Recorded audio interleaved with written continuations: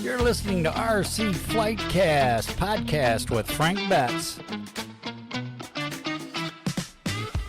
Hey there, fellow pilots and builders. Welcome back to RC Flightcast. Boy, is it hot out. This is a Wednesday evening, looking out the window, and it's all hazy looking here in Michigan. About 90 degrees out. No signs of cooling off. AC's been going full blast for the last month or so, and I'm scared to death to look at my electric bill. But what are you going to do? All right, today's topic is one that's been shaping the hobby in big ways. Current trends in RC technology, whether, you're into planes, drones, cars, or boats. The pace of innovation has been impressive and in some ways overwhelming. So let's break it down and see what's hot right now, what's changing, and what you may want to keep an eye on for your own RC adventures. You got first up, smart electronics and telemetry systems. Very interesting, those items right there. We've come a long way from the old FM radios, the old 72 megahertz stuff, and the basic servos. Today's transmitters and receivers are packed with features like real-time telemetry. And this means you can monitor battery voltage, signal strength, motor temperatures, and more. Shoot, that little $60 transmitter I got, it shows voltage at least, on board the plane and the radio itself. So I've seen transmitters where you hear something talking, come to find out it's the transmitter talking. I look over at the guy and I goes, what the heck is that? And he's going, yeah, pretty cool, huh? So yeah, you got them where they actually talk to you, which is kind of cool, but boy, you pay the price for that. You get brands like Spectrum, Futaba, and FrSky, have really pushed this forward with integrated telemetry sensors. For example, with the right setup, you can have an alarm go off on your radio when your LiPo battery hits a low voltage threshold. And that's a game changer, especially for electric planes and drones where battery management is critical. You got, stabilization systems and flight controllers. Those are gyros. Used to be a niche, and just for helicopters. But now you'll find a 3-axis stabilization in foam park flyers, EDF jets, and even warbirds. I got one, a little unit, $35, and you can just install it in your, homemade airplane, whatever you want, and you're off, good to go. Brands like Reflex, which is what I have, and the AS3X from Spectrum, gyro-enabled receivers like the Lemon receiver are becoming standard. And this technology smooths out turbulence and can help new pilots fly with more confidence. And for experienced flyers, stabilization lets you push the envelope with aerobatics while keeping the plane controllable. I like it because if it's really windy out and you put that stabilizer on, it definitely keeps that plane level. So as you bring the throttle back, of course, you're going to lose altitude. Keep your hands off the controls there, and it'll keep it level all the way down to final. And then just before you land, of course, you flip that off and then go ahead and land it. But, I've been windy conditions there. Those help out a lot. Some systems even allow multiple flight modes, which is what I was just talking about. Beginner mode, you got the intermediate and expert.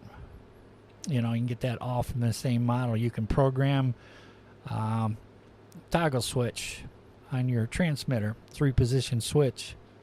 So you can flip them around however you want it. Because, the beginner, like I said, it keeps the plane level. So in other words, if you crank it around too hard or something, you get out of control, just let the controls go. It'll level itself out and continue on. An intermediate opens things up just a little bit more, and it allows you to make turns and climbing and diving just a little bit more, give you a little bit more freedom, but it puts you in check if you try to get too crazy with it. And then when you go with the expert mode, all that is it just shuts it off and you are on your own.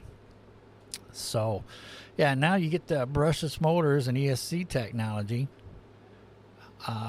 moving on to the power systems. Advanced ESCs are more efficient and reliable than ever. And the variety of brushless motors today covers everything from micro quads to massive 3D helicopters and 100-inch wingspan planes. Pair that with programmable ESCs that have features like soft start, braking modes, and telemetry feedback, and you're in total control. The one I've got, which is not expensive, even has reverse.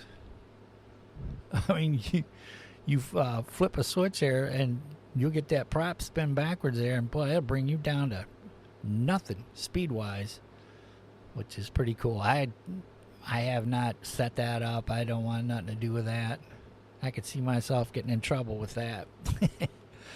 Some ESCs even let you adjust settings from your transmitter or a smartphone app via Bluetooth modules. I haven't seen that yet. That'd be interesting. But that's a lot going on, I'm telling you, when you're up there flying. Got all those extras that you're dealing with. But then you get your high-density LiPo and energy emerging battery tech. We can't forget about battery technology. So LiPos are still king. But now we're seeing high-density LiPos that offer longer flight times without adding much weight.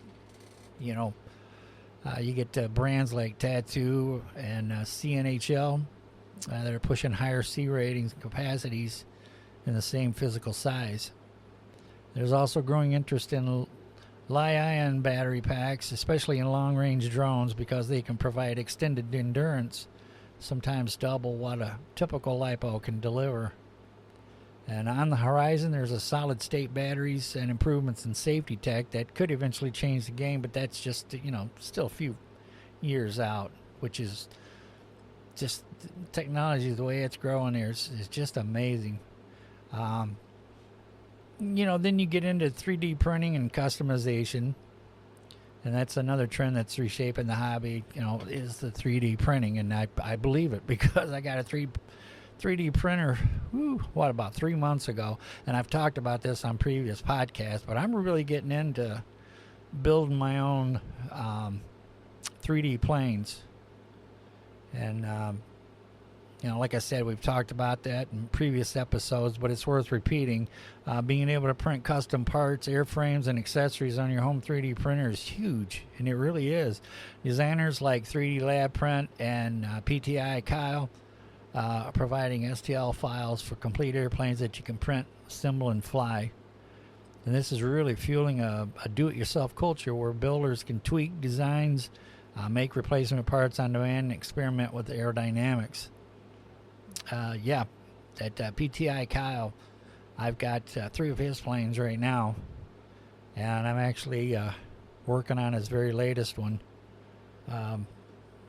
So I'm watching it print right now, as a matter of fact. Yeah. I got, I don't know, about 6 or 7 more parts to build, and then I can put it together. I got a 50 millimeter EDF motor I'm going to put in there and see how that works. So anyway, even car enthusiasts are printing body shells and custom suspension parts.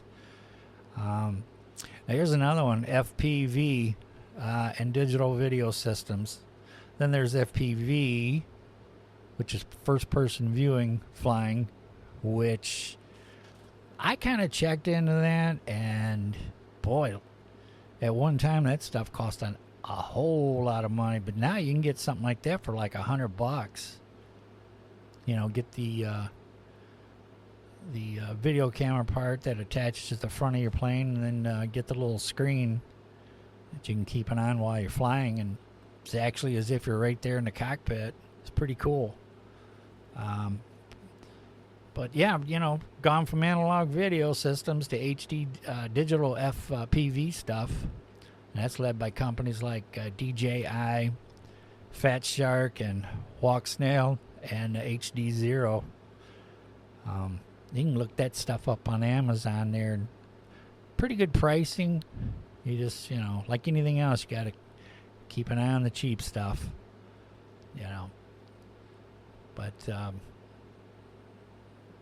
you got the clarity of the digital FPV compared to the old static filled analog feeds, which I dealt with early on.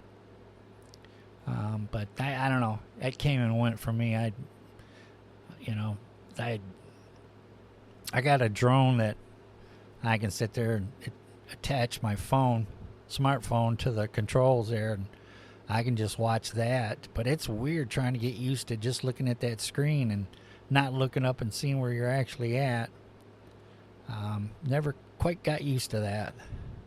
So, then the latency is getting lower, making it suitable for racing drones and even some fixed-wing FPV flights. Yeah, if you get on YouTube, you see a lot of people with the FPV stuff out flying. So anyway, then you get the simulators have also come, a big part of training, and software like RealFlight, Liftoff, and Velocity Drone let you practice flying all kinds of aircraft virtually.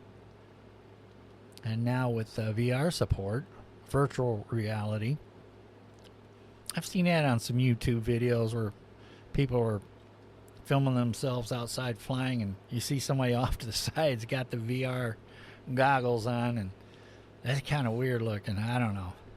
But you can strap on a headset and train in a fully immersed environment and, just a virtual world. And this is especially helpful for newcomers who want to build stick time without risking their models. Then you got your app-based setup and cloud integration. More gears moving towards app-based setups and clouds integration. And for instance, some flight controllers and ESCs can be programmed via a smartphone app, and eliminating the need for a laptop and cables at the field. Smartphone is really getting in there. Like it says here, it used to be laptops and cables, but Bluetooth is where it's at. So then you got your cloud profiles for transmitters are also coming into play, allowing you to back up your models, settings online, and even share them with others. And this is great for clubs or groups where someone might want to download a preset configuration for a specific aircraft. And it's this stuff is mind-boggling sometimes if you really read into it. This stuff here, I scour the forums and YouTubes and make notes and notice what people are doing, and it can get overwhelming, that's for sure. So to wrap this up, the trends in RC technology are all about smarter systems, more control, better safety, and enhanced experiences. And as hobbyists, it's an exciting time. Sure, keeping up with the latest tech can be costly, but the benefits in reliability, performance, and customization are undeniable.